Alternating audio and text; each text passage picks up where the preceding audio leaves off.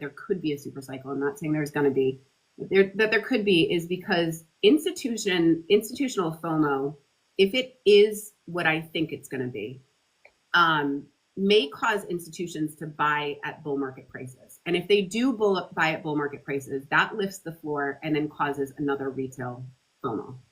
And so that's what I'm going off of. I know I've explained this in a couple, but I don't want people to think that I'm just like, haphazardly calling for a super cycle or $250,000 Bitcoin. I'm not.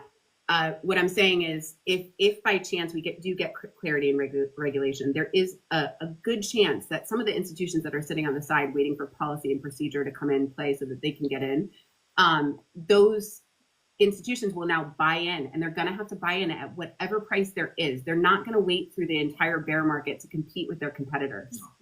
And if they do that, we're lifting now the floor price, which lifts all of the other market and causes another retail FOMO to happen, which is why I think there could be a super cycle and why we could be in for a long run. I'm with you on that. I mean, institutional jumping in at regardless of the price creates a supply shock, but it's also pumping massive liquidity that sometimes retail may or may not be able to throw in. I mean, I believe that once full mass institutional adoption is here, they'll bring the market cap from 4 trillion to 20 trillion to 50 trillion. I think it's really only the institutions and the banks, the governments, that will be able to pump that much liquidity to get that $50 trillion market cap.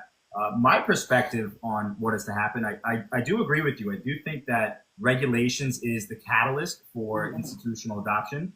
Once they do come in, yes, the ETFs, they'll buy massive amount of the supply, they're pumping liquidity in. But once mass institutional adoption is there with the regulations, I believe that your utility assets are not going to follow that 4-year cycle, because to me, that doesn't make sense. If you have a bank or whatever institution utilizing whatever blockchain, whether that's for smart contracts or payments, whatever the case is, if they have that consistent utility, that consistent demand for it, I don't see why these utility assets would follow that speculative 4-year cycle.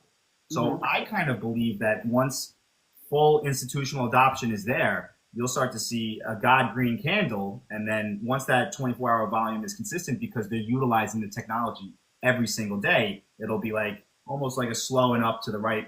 I think ultimately at some point, maybe, just maybe, this market will kind of look very similar to how the stock market performs. Yeah.